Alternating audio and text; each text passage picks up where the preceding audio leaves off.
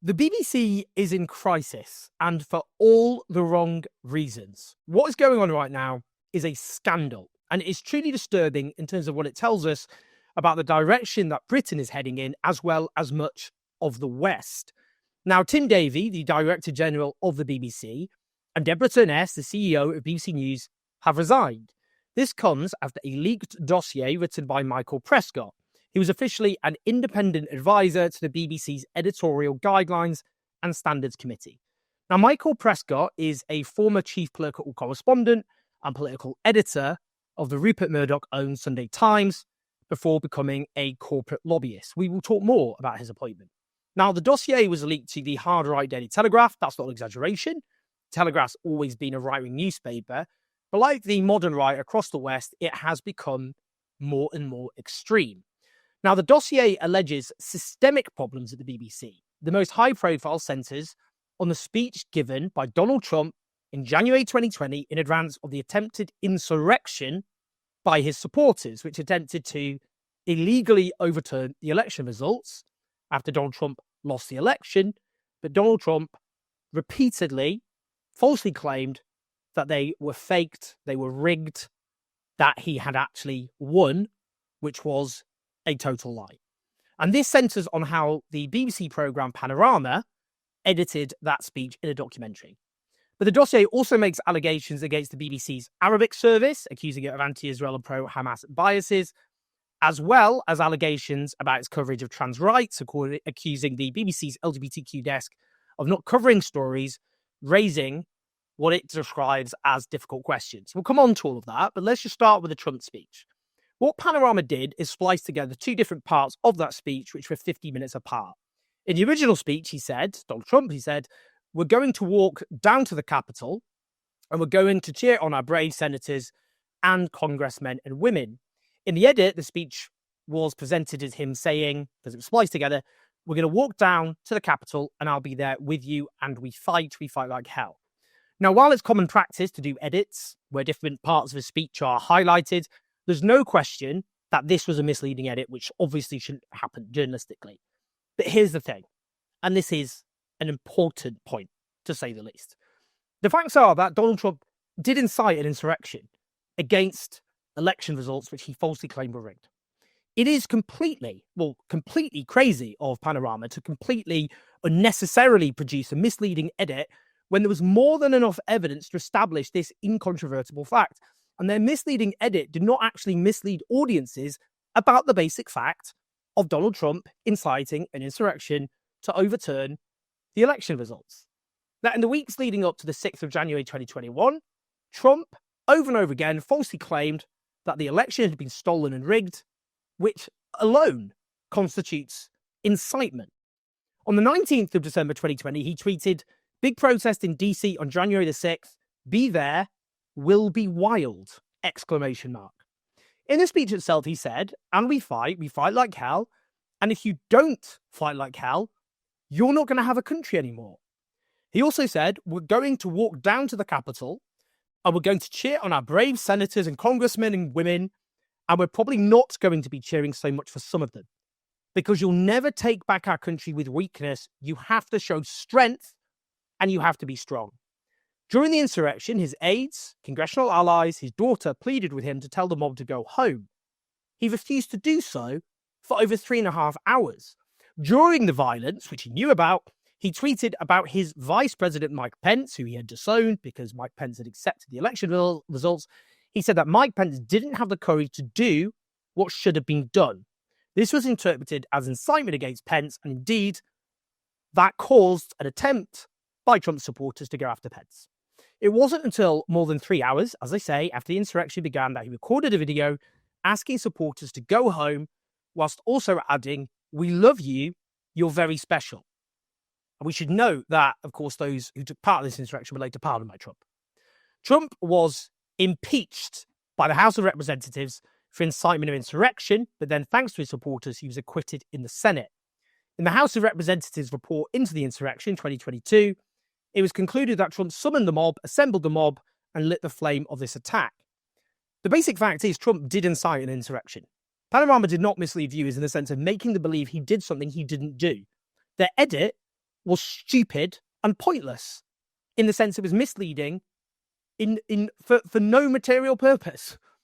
And nobody noticed it. The Trump team did not notice it. There were no complaints made at the time from the public. That's presumably because it didn't detract from the basic truth of what Trump did, and was thus completely inconsequential. But now Trump and his followers have succeeded in ousting the top brass of the BBC. A far-right demagogue, the leader of a foreign nation who is currently overturning democracy there. On his Tree Social platform, he has boasted the top people in the BBC, including Tim Davie, the boss, are all quitting/fired because they were caught doctoring my very good, perfect speech of January 6th. Thank you to the Telegraph exposing these corrupt journalists in quotes. These are very dishonest people who tried to step on the scales of a presidential election. On top of everything else, they are from a foreign country, one that many consider our number one ally. What a terrible thing for democracy. Interesting there, he says they tried to step on the scales of a presidential election. No, they didn't. This was after the election had taken place, an election he lost, which he then tried to overturn with an insurrection. That's the point. He has further posted a Daily Mail article written by the former Conservative Prime Minister Boris Johnson, threatening to cancel his licence fee over all of this, and a Daily Telegraph article with the headline, Trump goes to war with fake news BBC. His press secretary, Caroline Levitt, has boasted about Trump successfully defeating the BBC. She posted screenshots of the Telegraph's Trump goes to war with fake news BBC, alongside the BBC headline, Tim Davie resigns as BBC Director General over Trump documentary edit, accompanied by the text, shot and chaser. She then posted, BBC News is dying because they are anti-Trump fake news. Everyone should watch GB News. Completely normal there, a foreign power openly intervening in our media environment. And those right-wing hacks at GB News should be embarrassed that they are openly lauded by this authoritarian foreign government. Any media organisation taxed with reporting on world news should clearly not be in a situation where they're embraced by any government, but they won't be embarrassed. They will be delighted because for some reason, despite Britain's broadcasting rules, we now have an openly right-wing propaganda channel operating in this country. Now, this all comes in the context of Donald Trump reshaping the media landscape in the US in his image. His ally, Elon Musk, runs X. Mark Zuckerberg shifted his Meta algorithms in Trump's favour after Trump threatened to jail him, and he put Trump supporters at the top of his organisation. Trump has launched absurd, vexatious lawsuits against media organisations, and those organisations have absurdly folded. His supporters are buying up US news organisations like CBS News. We could go on, truly disturbing. And now he's managed to secure a victory over the BBC, a foreign news organisation with global reach. Now, the questions we need answering is, did Donald Trump and his administration intervene behind the scenes over this, contributing to the resignations of the BBC top brass? Unfortunately, I doubt we'll have an answer to that for a very long time, but we can't let that question go. Let's just go through some of the other elements of this dossier. Let me start with trans rights. Now, Britain has been in the grip of an anti-trans moral panic for many years, where newspapers have waged a ceaseless and remorseless campaign against a tiny minority whose lives are very difficult, portraying them as would-be predators, threats to children, as depraved, as mentally ill. We could go on. Basically, all the same attacks that media organisations launched at gay people in the 1980s and 1990s. Unfortunately, this time, the moral panic has fused with the rise of hard and far-right authoritarian populism, and these movements have made opposition to trans rights a signature issue. And I should, also note that the reality that trans people go through, the abuse they face, the threats, the fear of even leaving their home, the fear of being able to use a toilet, the intimidation and bullying they receive in the workplace, in school, in the streets, erased from media coverage, including the BBC, overwhelmingly. Now, the idea the BBC has offered some sort of counterweight to the way that trans people are misconstrued and vilified in the British media is beyond gaslighting. For example, they published a piece in 2021 originally headlined, "We're being pressured into sex by some trans women." They were later forced to conclude it violated the broadcaster's standards on accuracy because it relied on an unscientific survey by an anti-trans rights campaign group called Get the L Out. That means get the L out of LGBTQ in protest at the inclusion of T in LGBTQ. Trans people, T.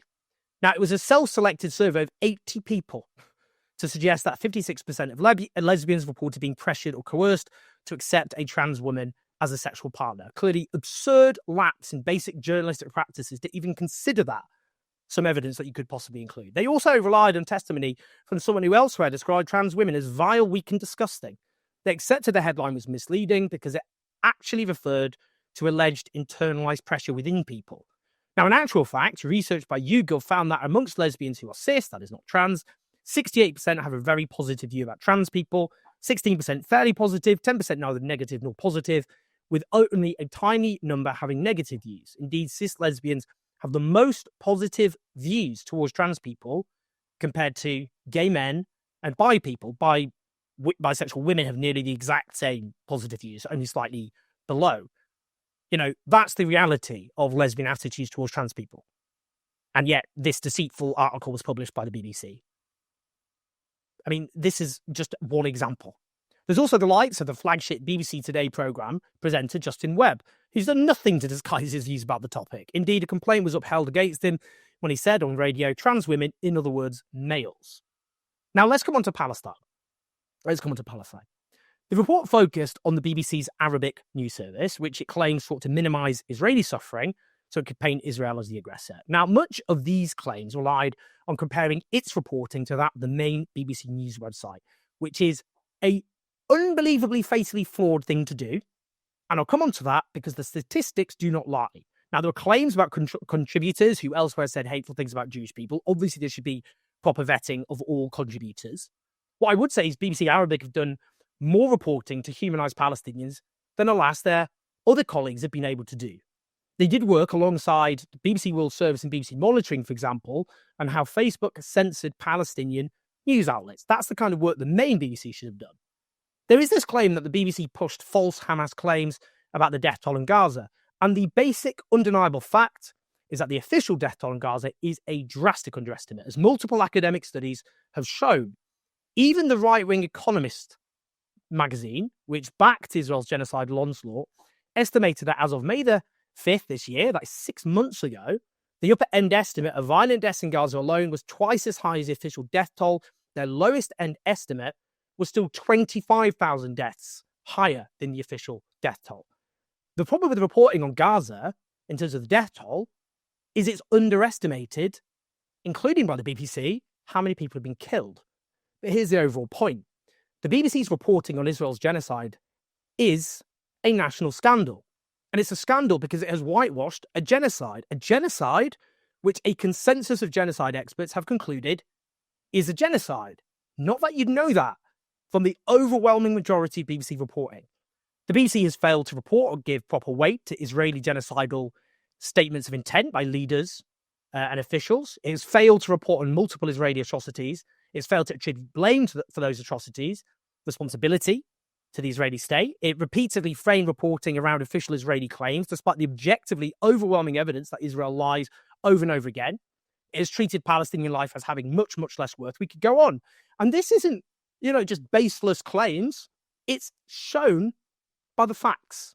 A report by the Centre for Media Monitoring earlier this year analysed 35,000 pieces of BBC content from Broadcaster Online in the first year of the genocide.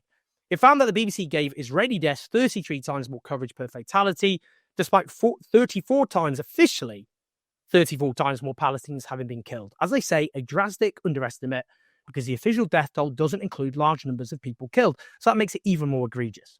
The BBC used emotive terms 4 times more for Israeli victims compared to Palestinian victims.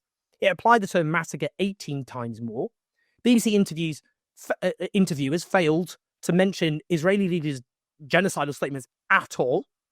They interviewed far fewer Palestinians, 1,085, compared to 2,350 Israelis on TV and radio. When BBC presenters shared different perspectives, the Israeli perspective or the Palestinian perspective, they shared the Israeli perspective 11 times more frequently. They shared in terms of, so this is when they're saying, well, Israel would say this, for example. They did that 2,340 times. The only times they did that from the Palestinian perspective, 217 times. These figures are just the tip of an absolutely scandalous iceberg. The BBC top brass should be resigning over the corporation's complicity in a genocide. But instead, reality has been turned on its head, which this Labour government, in their efforts to protect themselves from scrutiny of their own complicity in genocide, have helped witness the role of the Culture Secretary, Lisa Nandy, who has stoked these claims. Now, let's talk more about Michael Prescott, who wrote this report. As The Guardian's Jane Martinson reports, concerns about an apparent conflict of interest were raised when Johnson appointed Prescott to advise Ofcom over its new chair 4 years ago. Prescott, whose PR firm Hanover was involved in advising media companies such as Sky, has also been described as a friend of Robbie Gibb, a former Conservative government head of communications who joined the BBC board after helping to launch the right-wing news channel GB News.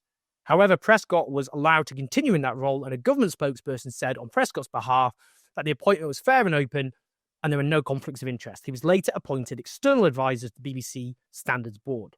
Gibb himself is understood to have written a long and critical note about BBC coverage to the board in early September, a few weeks before Prescott.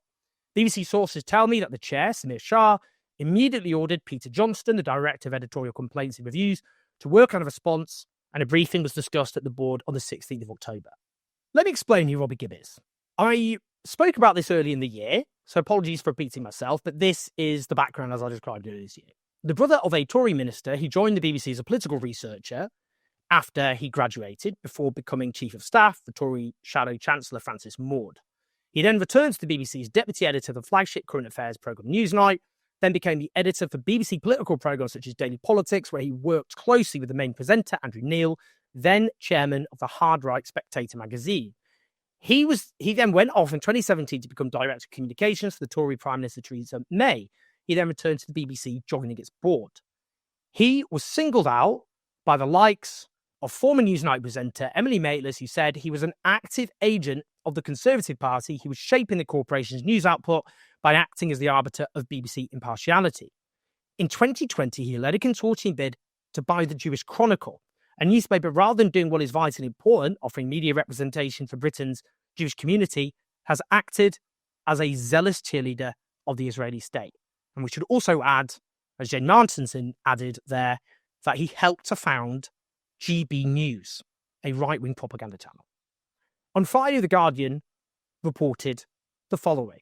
Sources have told The Guardian that Gibb was instrumental in the appointment of Prescott as an advisor to that editorial committee. They've previously been reported as being friends. Prescott left his BBC advisory role in the summer.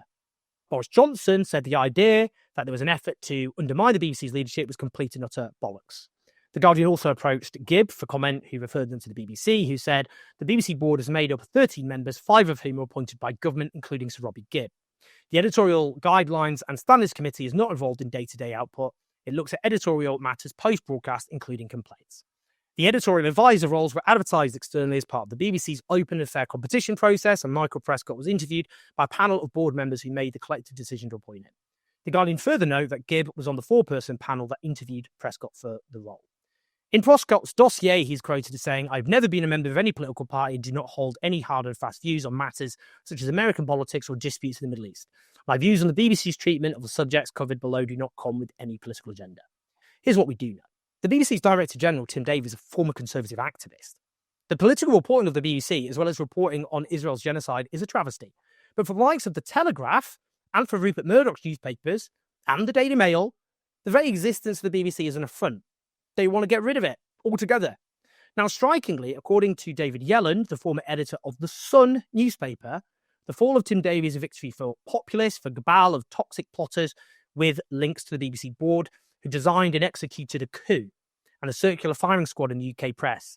It is not a good day for our values or our country.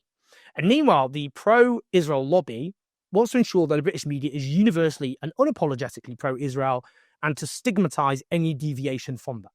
They are now celebrating what has happened because they are using all of this to promote the idea that the BBC is somehow anti-Israel in defiance of all the facts and statistics. The ousting of the BBC top brass on these terms is nothing to celebrate. I wanted these people gone. I'll take Deborah Turner, CEO, former CEO of BBC News. As BBC journalists told me, in the weeks after the genocide had begun, and there was a rowdy editorial meeting at the BBC, and she intervened to say, we have to remember that this all began on the 7th of October. And then another BBC figure intervened to say, I'm sure you didn't mean that. You know, that attempt to start the clock on the 7th of October and erase what happened before has been a obviously problem across the Western media. But they're turning the world on its head. those who are using all of this, including the Telegraph, who have a naked political agenda. Now, the consequences will be a BBC that is even more cowardly about reporting on Donald Trump, a BBC which promotes anti-trans beliefs even more stridently, and which is even more pro-Israel in its reporting. Now, notably, they're not even going to appease Trump with this. He's threatening legal action against the BBC. This is a truly disturbing moment, and it requires all of us to speak the truth more loudly. Please like and subscribe. Help us take on, I'm afraid, the increasingly hellish media landscape at patreon.com/OwenJones84.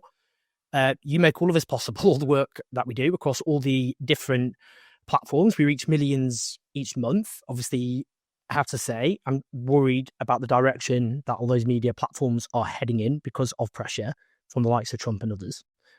We can only keep doing our best. I keep saying I'm writing this book, The Fall of the West. That's taking up most of my time at the moment. That when I've finished that, again, I keep saying this. I'm sorry, you're probably bored of me saying this. I will focus more on the videos. But yeah, press like, subscribe, leave your comments, share the video.